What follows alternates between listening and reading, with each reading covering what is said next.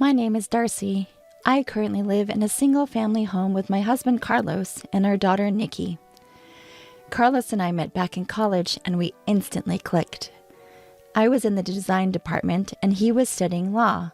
We happened to be in the same club. After graduating, I took a job at a design firm and was doing what I loved. Carlos and I dated for a few years and got married in our early 20s. I continued to work during my early pregnancy, but once Nikki was born, I decided to focus on raising her. Carlos and others encouraged me to prioritize parenting, so now I work from home. By the way, Carlos passed the bar exam after college and is now working as a lawyer. Mommy, I'm going to play with my friends. Be back before it gets dark. Okay. Life's pretty amazing, living with a loving husband and an adorable daughter while doing the design work I love. Then, one day, something unexpected happened. I was out shopping a bit far from home when I saw my mother-in-law, Christine, struggling with some heavy bags. I couldn't help but approach her. Mother-in-law! Oh, Darcy, what a coincidence! Christine smiled warmly at me. Since it had been a while, I felt happy to see her and suggested, how about some tea? I'd love to, but I'm in a hurry. Oh, I see. My apologies. It's fine. Let's catch up over tea next time. Then let me at least help you get these bags home. They look really heavy. After some convincing, I loaded her bags into the back seat of my car. They were pretty heavy, and carrying two of them seemed like a task. Christine said, I'm sorry and thank you, with a smile, so I felt reassured that being a bit assertive was okay. Plus, there was something I had been wanting to talk to her about. We chatted about this and that as I drove her home. It takes about 3 hours and 30 minutes to drive to our in-laws' place, so we can't visit frequently. However, we do make it a point to visit for New Year's celebrations, so I know the way. Weren't you struggling carrying all this by yourself? I decided to ask about something that had been bothering me on the way. In one of the bags my mother-in-law was carrying, there were groceries. In the other, there were daily necessities and cosmetics. Items clearly geared toward a younger demographic rather than what she typically used. Well, they're essentials. I ended up buying a lot.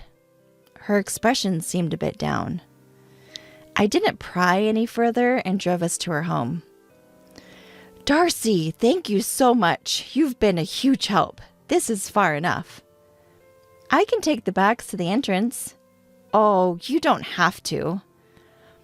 When my mother-in-law opened the door, I placed the bags at the entrance. Just then, I heard a harsh voice. Finally, you're back. What took so long, mother-in-law? The voice belonged to my sister-in-law, Katie. She seemed surprised to see me and her words trailed off. I was equally surprised to see Katie and found myself frozen in place. My mother-in-law looked flustered as she assessed the situation. Sister-in-law, long time no see. How have you been? Fine. It's been a while for you too, Katie. Saying that, I returned a smile to Katie. I hold back a sigh as I look at her. She clearly looks like she's just woken up. She is holding her mobile phone in one hand. Her incomplete sentence alone was enough to raise suspicions. I'm sorry for the sudden visit. I happened to see mother-in-law while I was shopping nearby. She looked like she was struggling with the bags, so I came along. I see. I just got back from work this morning. I'm a mess. Sorry. Thank you for helping mother-in-law. I'll take it from here. Katie quickly grabbed the bags and took them inside. In a soft voice, I asked mother-in-law, Is everything all right living with Katie and the family? Mother-in-law simply smiled and nodded. Thanks for your concern, Darcy. I'm fine. Sorry I can't even offer you tea. No worries. It was nice to catch up. I'll visit again. Without pressing mother-in-law further, I left. Still, I couldn't simply ignore the situation I just witnessed. Originally, mother-in-law was supposed to live with us, but after father-in-law passed away over a decade ago, my brother-in-law Brett said, We'll live in the family home and take care of Mom. Even Carlos, my husband, was initially concerned. I felt uneasy about the situation, so I initiated a discussion, but it didn't go well. Carlos is busy with work, right? And he has irregular days off. I work close by, and Katie's parents live nearby too. But still, don't worry. I was a troublemaker back in the day, and I haven't done much for Mom, you know? I want to repay her. All right. Given what was said, Carlos couldn't really argue. In the end, with my mother-in-law's consent, my brother-in-law and his wife moved into her house. Today, I shared what happened with Carlos. Really? That's concerning. I'm not sure, but it makes me a little worried. Let's give Brett a call. After hearing my concerns, Carlos decided to call Brett. Hello? Carlos, what's up? Hey, it's been a while. Just checking in on you. I'm doing fine. After exchanging pleasantries, Carlos began to move the conversation forward. Calls usually led to discussions about how great things were between him and Katie, and this was no exception. Good to hear you're doing well. Yep, we're taking an extended vacation next week. What about Mom? Is she coming? Mom said we should just go, the two of us. Carlos and I exchanged looks. Given my mother-in-law's personality, this was no surprise. But we did notice Brett hesitating for a moment. In that case, let's have Mom stay with us during that time. What? At Carlos's words, Brett raised a surprised voice, and I looked up. Carlos, who smiled at me, nodded slightly and continued. We haven't seen Mom in a while, and I think Nikki will be thrilled. I'll get in touch with Mom. So it's settled. Hey, wait! Carlos cut off the call before Brett could finish. Carlos exhaled deeply and looked at me with a serious face. We had stumbled upon an opportunity to discuss my mother-in-law. Following that, Carlos promptly arranged the dates with Brett. I coordinated with my mother-in-law, and she agreed to stay with us for about a week. Granny's coming today? Yes, isn't it exciting? Yeah, Nikki loves Granny. Nikki was ecstatic that her grandmother would be staying over. A few days later, my mother-in-law arrived at our home with minimal luggage. As soon as she entered, she looked relieved and bowed her head. I'm sorry for intruding for a whole week. Don't worry about it. You're more than welcome. Nikki has been looking forward to this, so please make yourself at home. And so we spent a week together with my mother-in-law. However, I felt uneasy about my mother-in-law's actions from day one. Before her arrival, I cleaned up the home office I usually use for work to make space for her. When I showed her the room, she immediately said, Oh, you've prepared such a room for me. I feel bad. I'd be okay just with the corner. No worries. Please feel free to use the room. I only use it for work anyway.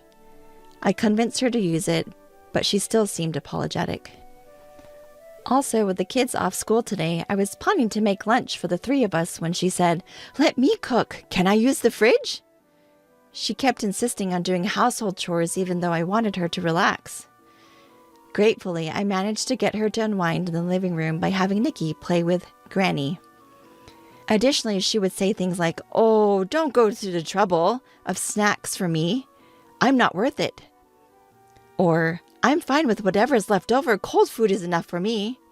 As if she's an outsider rather than family. She used to be much more vibrant. It was painful to see her belittling herself like this. When Carlos came home while Nikki and mother-in-law were chatting, I filled him in on how she was acting. I see. Thanks for letting me know. I wish she would value herself more. Let's keep an eye on her. It's only the first day. Right. And just when it was getting late and we were about to go to sleep, my mother-in-law said, I guess I'll borrow this spot for a bit. Carlos and I were at a loss for words at her action. She was trying to lie down and sleep on the basement floor. Mom? Carlos was speechless. I said as calmly as possible, Mother-in-law, please consider this your room until you leave. Use a comforter so you don't catch a cold. But won't that be a bother? Absolutely not. We want you to be comfortable and enjoy your stay here.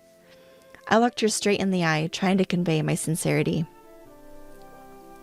From her behavior, it was obvious what kind of life she's had with her own family.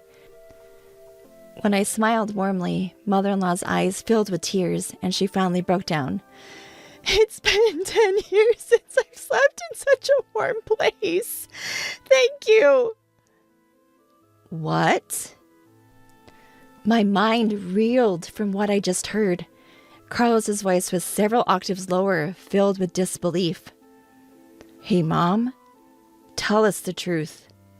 Are you getting along with Brett and the others? How's life been? Mother-in-law chuckled awkwardly before speaking. Well, getting along might be stretching it, but I have to make do, right? I mean, if they ditched me, I wouldn't know how to fend for myself at this age. Slowly, Mother-in-law began to share the grim reality of her life with us. Turns out, it was much worse than we could have ever imagined. She was handling all the housework in that home. Whenever Katie was a little unhappy, she would raise her voice at her. All the shopping responsibilities were left to Mother-in-law. She would buy whatever they needed. Moreover, Mother-in-law was shouldering most of the living expenses. Clearly, her son-in-law and his wife had ulterior motives when suggesting they move in together, mainly to exploit Mother-in-law's finances. Mother-in-law would only eat after the two of them were done, usually in the basement. The basement didn't even have heating, so she was freezing during the winter months. It's been a long time since I've had a meal like today's. I was always alone, you know. What? Are you serious? The reason Mother-in-law wanted to sleep in the basement was that it had become the norm for her at her previous home. Both Carlos and I were at a loss for words. Initially, when Brett and Katie moved in, they were kind to her. At first, Mother-in-law was happy and thought it was a good idea to live with them. However, as the years went by, their behavior changed drastically. Initially, Katie used to cook, and Brett would help with other chores. I'm so tired. Brett, you work so hard. Let me take care of things today. You should rest. Really? Thanks, Mom. That was probably the beginning. Mother-in-law, I'm really tired today. Oh, sorry, Katie. I have plans with the neighbors today. What? You're prioritizing them over me? Oh, I apologize. That's selfish of me. No, that's not it. Don't worry. I'll prepare dinner when I get back. This is my room, and this is Brett's room. Slowly but surely, they began to change how they treated Mother-in-law, manipulating her more and more. Eventually, she found herself taking on almost all of the housework and contributing financially as well. Initially, she was using what used to be father-in-law's study as her room. It was a well-equipped space with a bed and other furnishings. She was delighted to be able to use such a cherished space as her own room. Even the study wasn't safe from Katie's reach. One day, Katie suggested, "Let's renovate this old study." Hold on, Katie. This is my husband's cherished study. Can we please leave it as is? I'm just thinking of your well-being, Mother-in-law. Why do you have to make me look like the bad guy? I'm sorry, but I like it the way it is. Really? This room is outdated. It looks worthless. With that, Katie reached for a piece of glasswork. That was a music box made of glass, a favorite of my late father-in-law. He bought it during a trip they took together. It was something he treasured, but Katie deliberately dropped it. Oops, my bad. That wasn't on purpose. Oh. Wow, the glass is shattered everywhere. It's so dangerous. What a waste to keep this room the same, especially with all this junk. Please, don't touch anything else. Who do you think you're talking to? Fine, I'll leave the study alone, but from now on, you take care of everything in the house. And with all this junk, it's too dangerous for you to sleep here. You should sleep in the basement. What? Any complaints? In the end, mother-in-law agreed and had to sleep in the basement. I felt like passing out, hearing all these shocking stories. At the same time, I was angry with myself for not noticing sooner. I'm sorry, Mom. How could I have not realized? Don't blame yourself. I was hiding it too. Isn't it pathetic? The reason we never noticed was also because of a scheme by brother-in-law and his wife. Mother-in-law was only given a room when relatives gathered at her house. But the room was empty, no bed, no furniture, and if she dared to speak up, they threatened to demolish her study. They were only nice to her when people were around. We didn't notice because of that.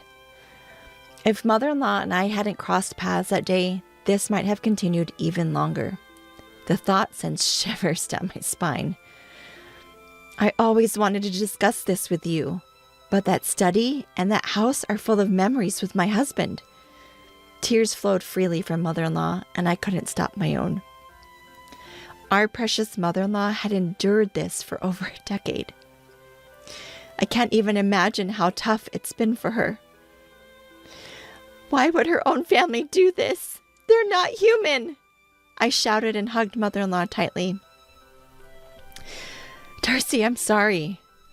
I need to step out for a bit. After we cried together, Carlos gently rubbed my back and spoke softly. Don't worry, Darcy and Mom. I'll handle this. Please take care of Mom, Darcy. I nodded quietly. Got it.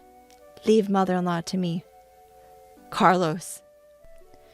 I hugged our concerned-looking mother-in-law again, stroking her back to comfort her. Then I turned to Carlos and said firmly, Go teach those awful people a lesson. Of course. Carlos chuckled and nodded, then left the house.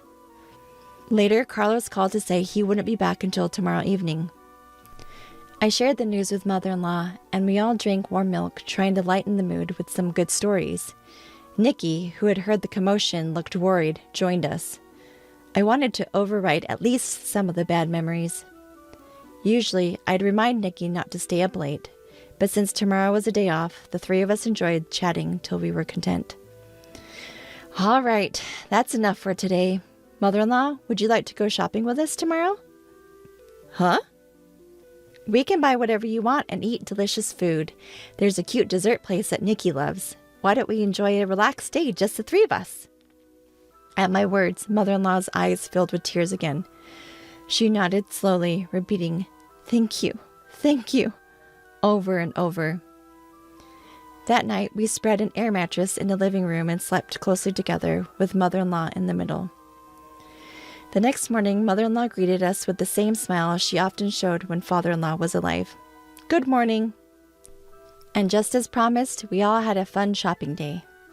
In the evening, we got a message from Carlos saying he had returned home, so we headed back as well. Before entering the house, I had one more thing to say to mother-in-law. Mother-in-law, we are on your side. Whatever is hurting you, just let it out here. We will always be by your side. And me too. I'm on Granny's side as well. Mother-in-law nodded silently to our words. Welcome home. Sorry for leaving the house to you. We're back. Everything okay? Yeah, no issues here. Carlos greeted us with a warm smile. I had Nikki and mother-in-law wait in my home office. Walking into the living room, my eyes widened at the sight of brother-in-law and his wife sitting on the floor. Their hands, resting on their knees, were trembling slightly. Upon seeing me, they greeted me in a soft voice, their faces filled with apprehension. What happened? My inner voice showed plainly on my face, which I turned to Carlos, still smiling. He said, I haven't done anything yet. His use of yet made even me tense up, expecting something dramatic to happen. So, to cut to the chase, starting today, Mom will be living with us, Carlos continued. I felt relieved at those words. Carlos continued to speak to me as I nodded. So, Brett, do you fully grasp what you've put Mom through? And you too, Katie, do you understand what you've done to someone else's mother in their own home? I can't say it's entirely your fault. We didn't notice it either. but you have to take responsibility for your actions. After all, you're supposed to be mature adults. Carlos spoke vehemently. It was the first time I'd ever seen the unusually gentle and calm Carlos so angry. I honestly dislike bringing up work matters at home, but this time I'm speaking as Miss Christine's attorney, not as family. His voice was friendly but low and icy. My brother-in-law and his wife meekly responded, "Yes." And after several hours of discussion, numerous decisions were made. First, my brother-in-law and his wife would no longer be living with us. They would have to return all the money they had been extracting from mother-in-law, plus pay additional compensation. Having decided to respect mother-in-law's emotional attachment to her study and her own home, brother-in-law and his wife moved out. We banned them from ever setting foot in mother-in-law's home again. Upon hearing the decision, mother-in-law gave a troubled smile. "So we are family, right? Asking for damages is a bit much, don't you think?" "No, this is a gesture from our son Brett to Miss Christine, right?" Carlos's words left Brett nodding so fervently he looked like he might lose his head. Yes, I'm truly sorry for everything. Please accept this as our sentiment." Brett seemed so diminished that you'd wonder what on earth had happened. After the conversation, Carlos took a deep breath and turned to mother-in-law. "So please accept this, Mom. Let's put an end to this. Brett and his wife will never forget what they've done and make sure it doesn't happen again." Both of them nodded in silence. Seeing this, Carlos smiled gently and continued in a low voice. "Well, it will never happen again, right?" Yes, never again. Absolutely." So the conversation ended. Within a few months, we had received the damages that Carlos had arranged from the brother-in-law and his wife. Mother-in-law wanted to give it to us, saying it was because we had helped her, but we refused. She insisted, so we agreed to accept a little each month for groceries and let mother-in-law use the rest. "Carlos, what did you say to Brett and his wife?" I was curious about that day, so I asked him when we were alone. Carlos scratched his head even though it wasn't itchy. "Don't lose faith in me, okay?" "Why would I? You helped mother-in-law and made them regret their actions." Actually, Carlos had contacted Brett immediately after hearing what had happened. "It's strange for me to say, but I rarely get angry. But when I do, people say I'm scary. I think I really scared them when I called. He told me where he was right away." Although a bit distant, he drove straight to the destination. Upon arriving, he immediately questioned the two. "I couldn't let it go, especially because he's my brother and I had trusted him with Mom." I didn't know the details, but considering how scared they both looked, Carlos must have been terrifying when angry. On their way out, they bowed deeply, saying, "We're really sorry." Well, mother-in-law seems happy, and so does Nikki. I'm happy too. Thank you for standing up for us, Carlos. Darcy, I'll continue to do my best for our family. Even after everything, it's good to know we can still be a happy family. I'm grateful for my dependable husband and for mother-in-law who chose to rely on us. From now on, I intend to make up for the hardships by being a dutiful daughter-in-law and do my best in every way.